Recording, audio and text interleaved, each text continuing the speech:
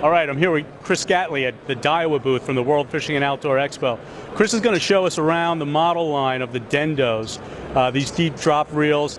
These are the reels we're talking about for use in the promotion we're working on together, the Dendoh Run. Chris, you want to tell us a little bit about these reels?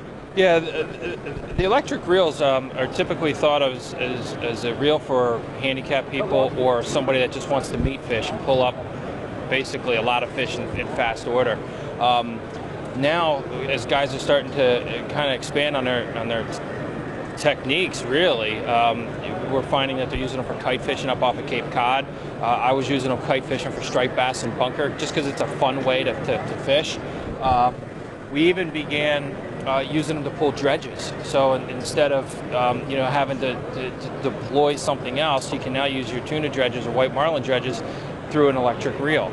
The beautiful thing about these is we have them in all different sizes. Obviously, we have the MP3000, which they use in Cape Cod for the tuna, but more importantly for the sword fishing down in Florida.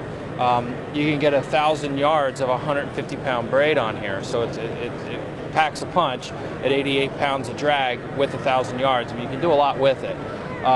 You can get into a 2-speed reel, which is pretty neat because you can actually go in high speed, and if you feel that you need power, you just press a button and it automatically drops it from a low gear to a high gear to a low gear. So there's a lot of different things that you can do with the 2-speed reel versus the traditional 1-speed electric. And then for the price-conscious person, we do have a 1-speed in 3 different sizes. This happens to be the middle size at a 750. But really, this is probably the best reel to cod fish with. Maybe that 300, 400 foot depth. To run a kite, you can run the kite with it.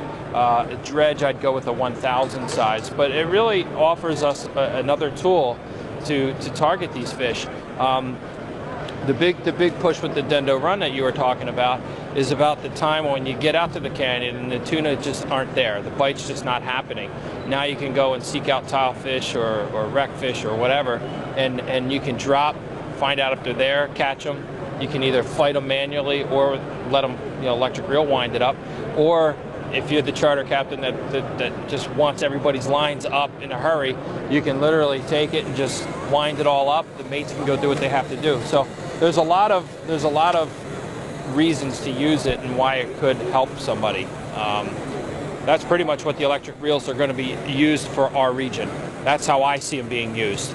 That being said, this morning I heard that one of the boats was in here and the guy were using them up on the fly bridge. They're using them as additional reels for teasers. And he just hits the lever and the whole spread's coming in and he can do whatever he needs to do.